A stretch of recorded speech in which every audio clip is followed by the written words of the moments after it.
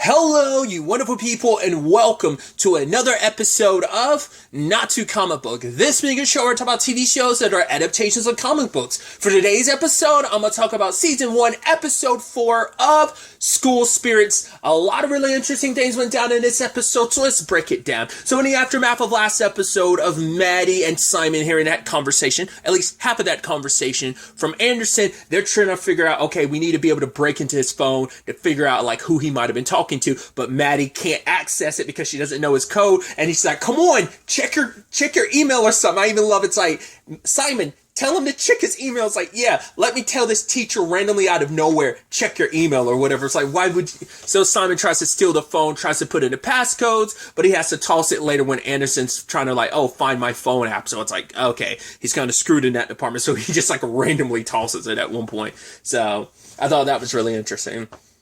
But also Simon's in this complicated spot because it's like, because I think it's not till this episode Maddie really realizes like how much she's putting on Simon, because it's like, right, he has all this information that he can't really talk to anyone about. He can't go to the police like, hey, I think we should look into it, Anderson. Why? Well, I've got some tips and I know some of this stuff from the fact is I'm investigating Maddie's disappearance and most likely murder with, Maddie's ghost. And it's like, it's just going to make me seem weird and crazy. So how can you really do anything about that? But obviously for Maddie, it's like, right, just if you need to, I don't want you to get hurt. I don't want Anderson to find you with his phone because then he might have to kill you because he might think you might know something. So that's her being like, I don't want to drag you any deeper into this. Especially like staying on the Simon front because I was about to switch gears, but he kind of opens up to Nicole, not opens up, like, well, he tries to, he's like, oh, I talked to her. It's like, no, I talked to her too, Simon. I know she's not there, but it's like, yeah, like she's going to show up again because Nicole needs to believe, like, no, Maddie, she might have ran away for a bit, but she'll come back. Like, right, HorrorCon's like right across the corner, like around the corner, like, we'll go. She's going to definitely be there. And Simon's trying to tell her, like, okay, she's going, not the going that you can come back from. But he can't really explain that to Nicole how he knows, because he knows the moment he starts saying, hey, I see Maddie's ghost, people are going to think you're crazy. So why put yourself in that situation, especially while you're in the middle of investigating her, murder and stuff. To the point that, the grief counselor was like, right, I get you're kind of going through everything you're going through. You shouldn't kind of take away your friend's hope, because it is something Nicole was holding on to. So it is, but Simon also doesn't want her to have false hope. But it's also becoming an issue between them because for her, it's like she almost feels like Simon doesn't care because Simon's like off doing his own thing while he's looking into this stuff about Maddie. He knows what happened to Maddie to some extent. He knows she's dead. He doesn't know like what happened to her, but he can't really confide in Nicole about that, especially when she's off confiding in Xavier. So it is interesting, like the two people that should be the closest during this situation are miles apart because they're both tackling this from different perspectives. He's kind of tackling it with the help of the dead. She's tackling it with the belief, once again, that Maddie's still alive and that she's out there and that she can be found. So Xavier goes with her to HorrorCon, but sadly they didn't find Maddie. And especially after everything that went down that day, Nicole thinks maybe Simon was right and Maddie isn't out there, like, because HorrorCon was her last hope of fight. Like, it's like Maddie's obviously got to be here because they found the boot prints, and I think they said they kind of led out to like, I don't know if necessarily like the highway or whatever, but they led out to a road, so they're thinking like, oh, Maddie's still out there. Once again, we don't know if those are fully her boot prints or not, or maybe it's just someone that has a similar boot print. But you also have to, which maybe it's Claire, maybe not. I don't know if Claire would be wearing the same shoes as Maddie, but who knows? But at the very least, we still have, well, because the fact is, like, why would her boot prints be out there? Because whatever happened to her happened like after 8th period. So it was still during the school day when whatever happened. It was even before the school day ended that whatever happened to her happened. So why would her print, like, boot prints or whatever, shoe prints be out there in the woods? So unless it was someone wearing, like, not unless someone was trying to throw the investigation off and put on shoes very similar to hers and just, like, walk, That's the thing. And that's where I'm like, maybe then it could be Claire, or not unless her and Claire do wear similar shoes. I just wouldn't think so, but who knows? So we'll get to the Claire stuff a little bit later on, because it obviously, we can circle into it now, some of it at the very least, because Nicole had to do this interview for Claire, and it's like, Claire did a very selfless thing last episode, saving Ava and everything. It's like, wow, you did something super heroic. But then it's just kind of like the way she's spinning it, being like, yeah, prom queen, I did what anyone else would do. It's like, oh, you're phoning it in, like you're playing it up for the camera. It's like, no, only thing, I'd give away my crown for homecoming if it meant bringing Maddie back. You could tell Nicole was so disgusted. But then it's like, oh, you're playing, like, you never cared about Maddie. This is the first time you've ever uttered a word about Maddie because you guys weren't really friends. But then she drops something where she's like, me and Maddie were friends, but that was a long time ago. And that leads to my regret about, like, right, we never were as close as we used to be. Which, for a moment, I'm like, wait, were you and Maddie actually friends at one point in time and then you went your separate ways? But then she was just like, and then she looked to the camera and did the crocodile tears. I was like, oh my God. And even Nicole was disgusted by that. I was like, yo. But it's hard to say whether there was sincerity there. Was her and Maddie actually friends at one point in time? Is it just that thing of Maddie and her just went separate ways because Claire got super popular and left Maddie behind? Or maybe Maddie or maybe they were really tight until Maddie found out, like, oh, you're not the person I thought you were. I mean, once again, I go back to the point I brought up previously about Simon and Maddie's relationship in the regards of their friendship. Because it's like, we've been friends for a very long time. I don't know if that means like a couple of years or whether they grew up. It's like they've been best friends since they were kids. But like, maybe Simon's not as old of a friend as I think he is. Because I was still unsure about how long they had been pretty good best friends and stuff. So, obviously her and Nicole are pretty recent-ish best friends, I would say. But obviously her and Simon have been pretty tight for a while. So that makes me wonder, like, did her friendship with Claire, like, predate Simon? And maybe she saw who Claire was becoming and was just kind of like, nah, I'm not about that. Or, once again, or was that complete and utter BS Nicole said just to kind of heighten up the story of like, oh yeah, me and Maddie had this type of connection? And Xavier's secret actually comes out because of the whole Claire thing. Because Claire came up being like, oh, I'm glad we got to talk about Maddie, Nicole. Here, you might need this. Kind of like a vote for me pamphlet. It's like, oh, here's one of these cupcakes. Didn't say anything to Xavier. And it's like, yeah, she's kind of sus. I mean, she literally looked at you and just kind of saw right through you. He's like, yeah. And he ultimately ended up telling her the truth. And I know obviously he has a lot of regret about that.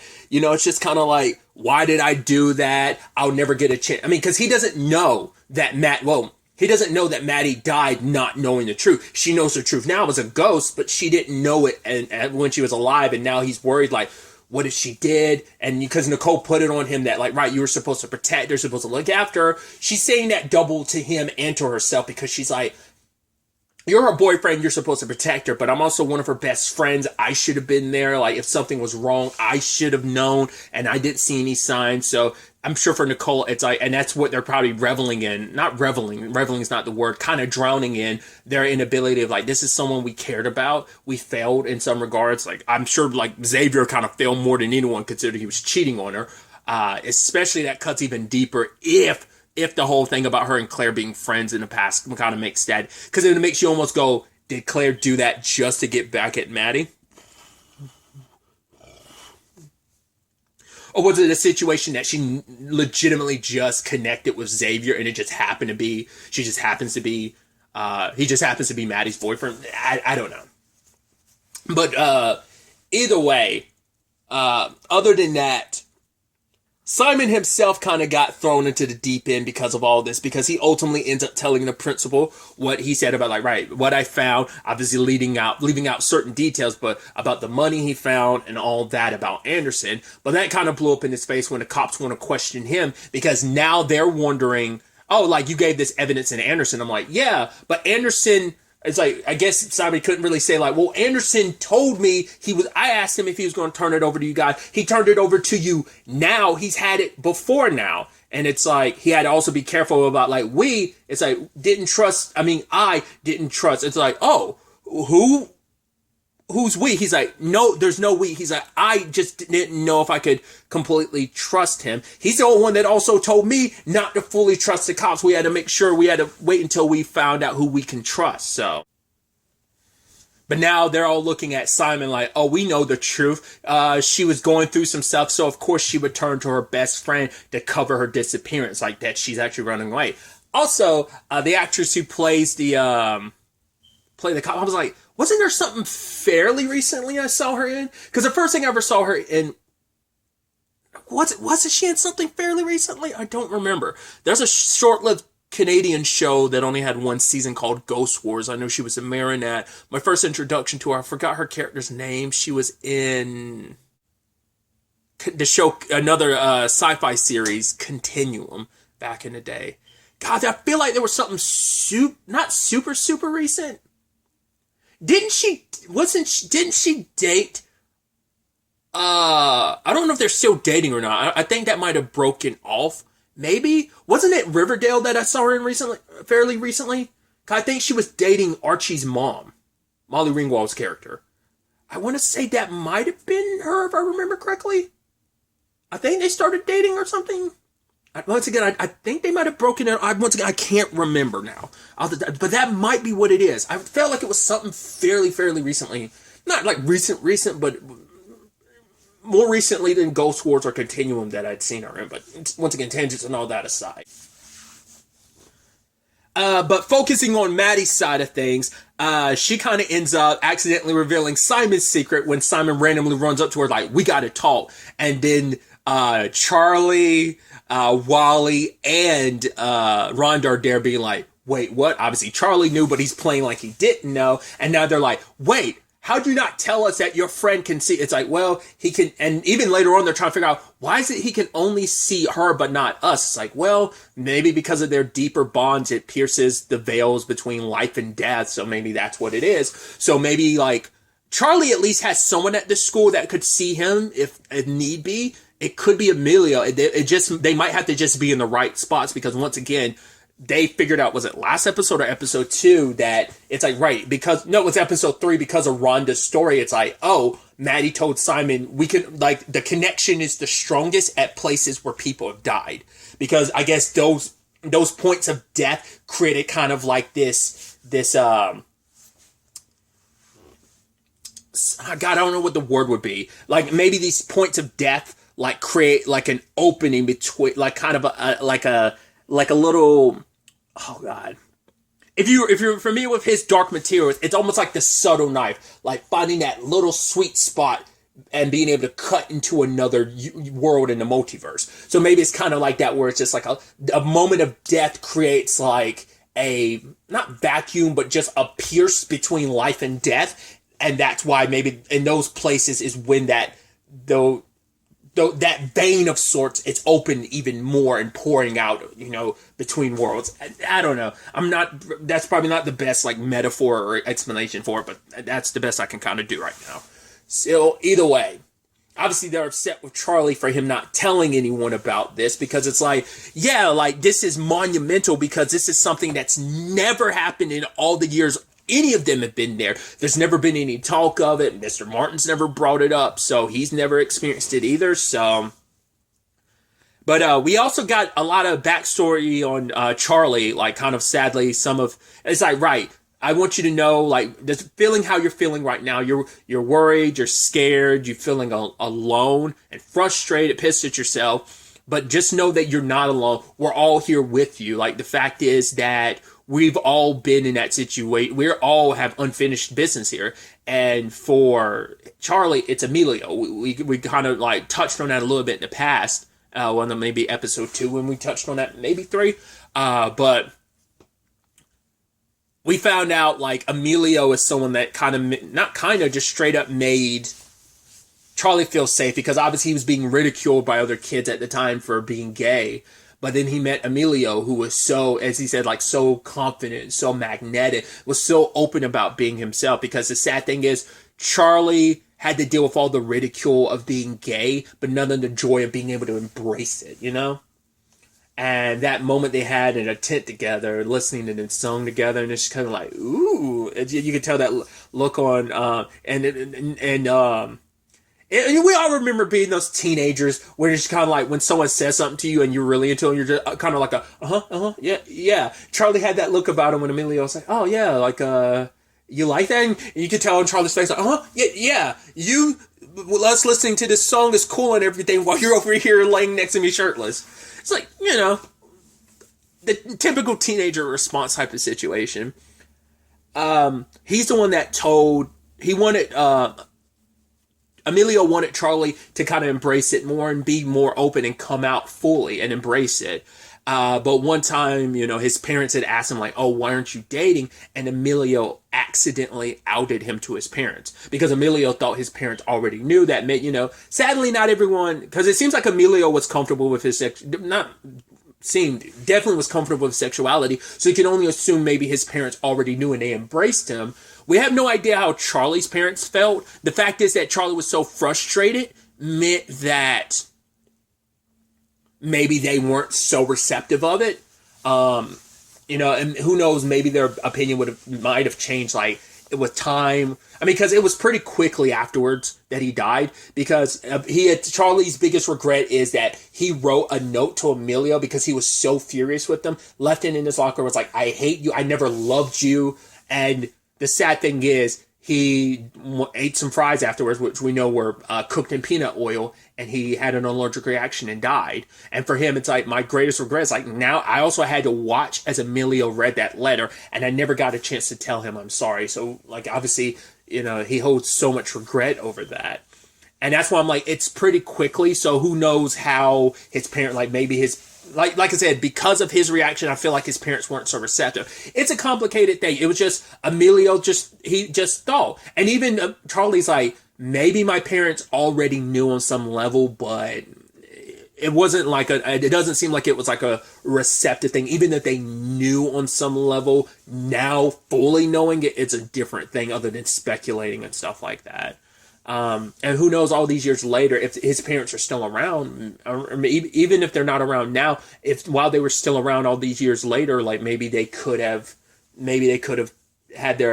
changed their opinions, and maybe they would have felt differently, than maybe they did before Charlie died. So it's really heartbreaking kind of getting the full context for that story. Because initially when you got the whole Emilio thing, you're kind of thinking like, oh, this is someone I never took the leap with. It's like, oh, this is someone I always crushed on and never took the leap with. It's like, no, you did take that leap, but you didn't go all the way. You didn't kind of, I mean, obviously it's also that thing too of like, once again, it was just a misunderstanding and a mistake on Emilio's part, but it's also the thing of people should be able to come out at their own pace. You should never kind of force someone to come out, in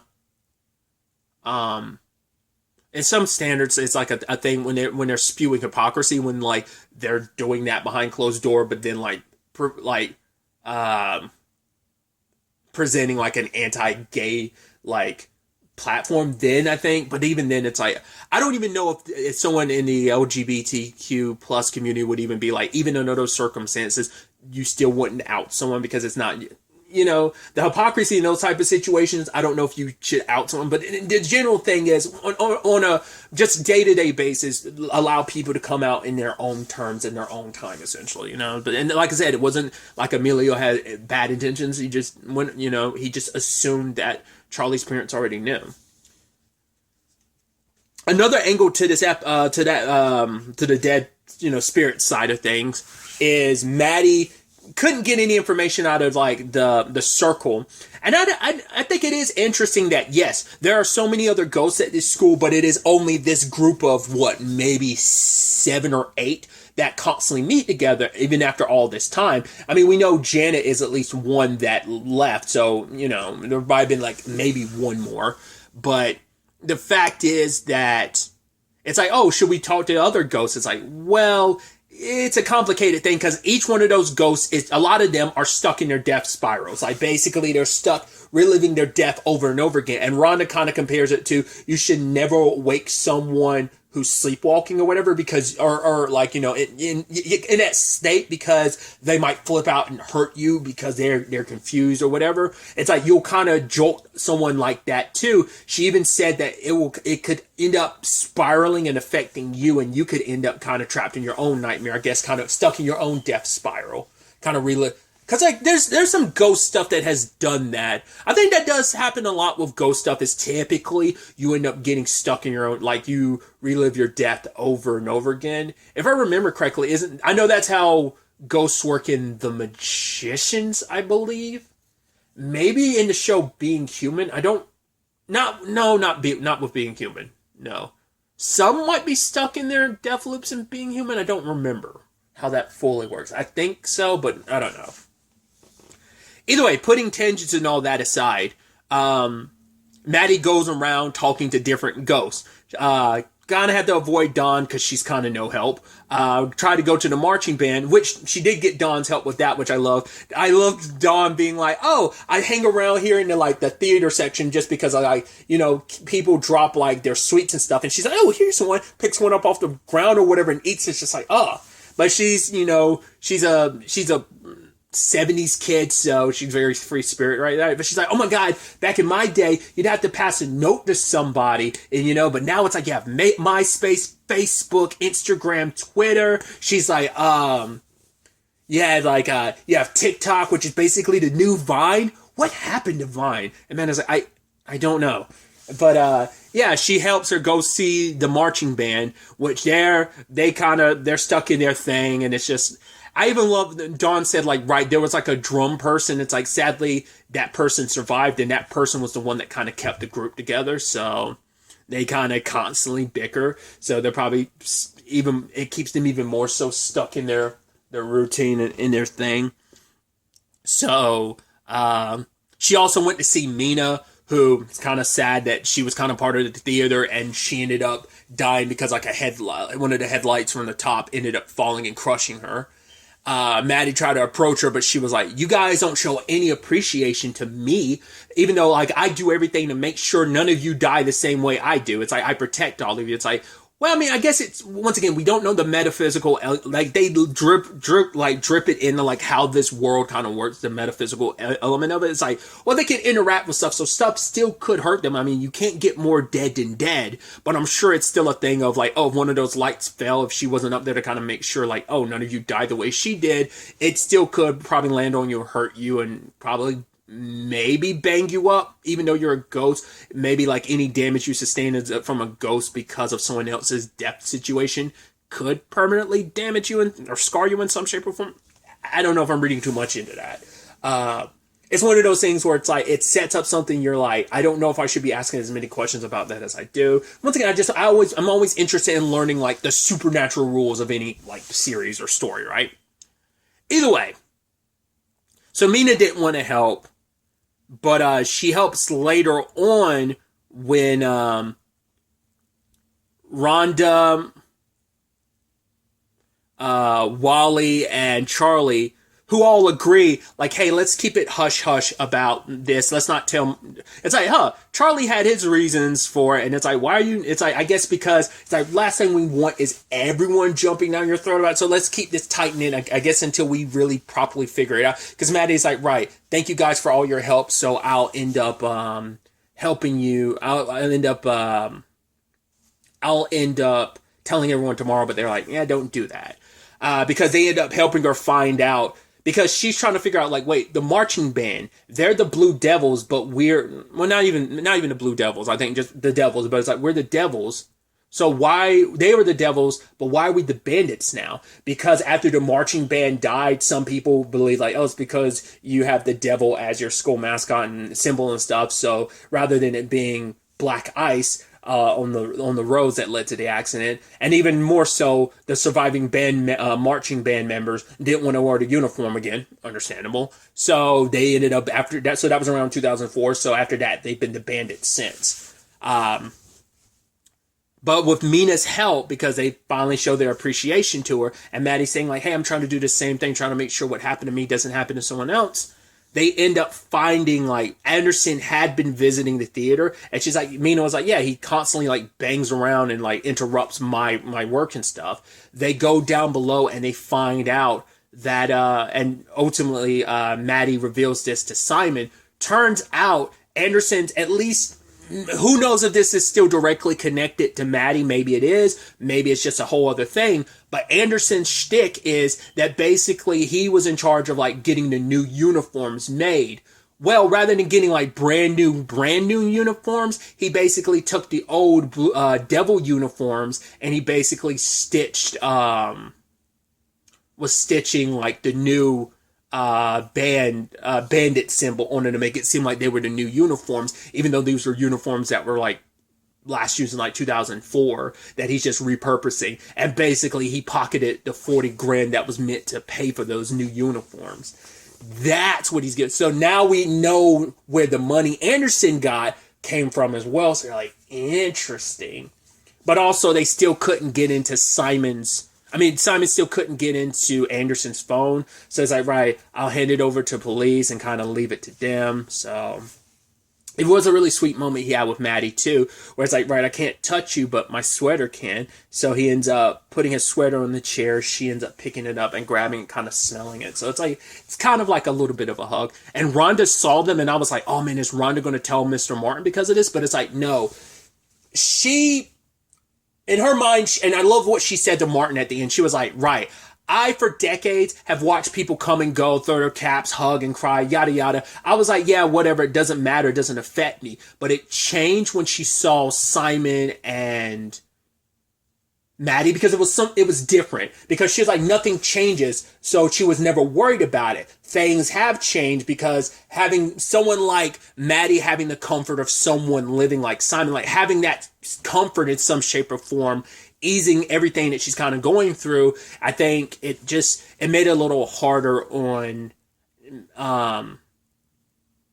And she's like, right, I'll do whatever you need me to do, because normally she doesn't participate in like movie night, which they ended up getting Ghost. Because I love that Wally's thing is mainly watching sports movies, and he was trying to like, he's like, oh, I thought you loved Rudy, and Charlie's like, no, I don't. He's like, Wally's like, I can't even. It's like, Rudy's a good movie. I think I've only ever seen it once, and that was in school. It was a very touching movie. At the time, when I originally, it was like, it's so wild to be like, oh yeah, that's Sean Astin. That's so wild. I constantly kind of forget that until like the movie Rudy comes up in conversation. I was like, all right, Sean Astin's in that. I'd have to go back, because I'm sure there's other people you're like, because like I said, I haven't seen it since like, 10th grade, and that was like, definitely over a decade ago. I'm trying to remember now. That might have been like 14 or 15 years ago for me. Either way, putting all those tangents aside, but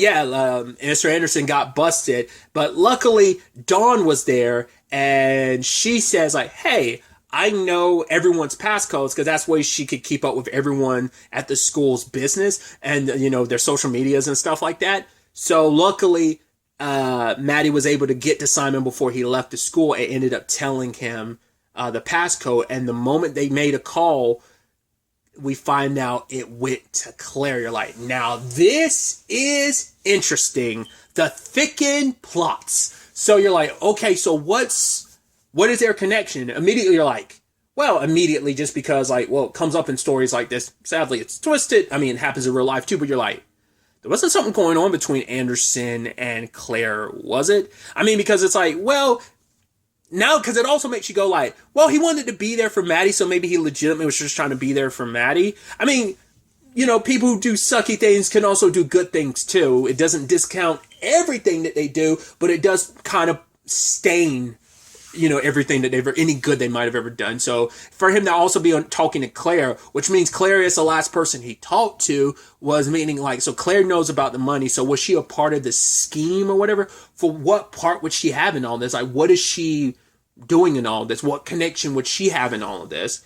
That's going to be the next mystery to kind of figure out what her role in all of this is. So it's definitely going to be interesting to ultimately see where all of this ends up taking us going forward into the next episode. But really, that's all I wanted to talk about. Till the next time we meet, be happy, be safe, live life to the fullest, and enjoy it. Good day and good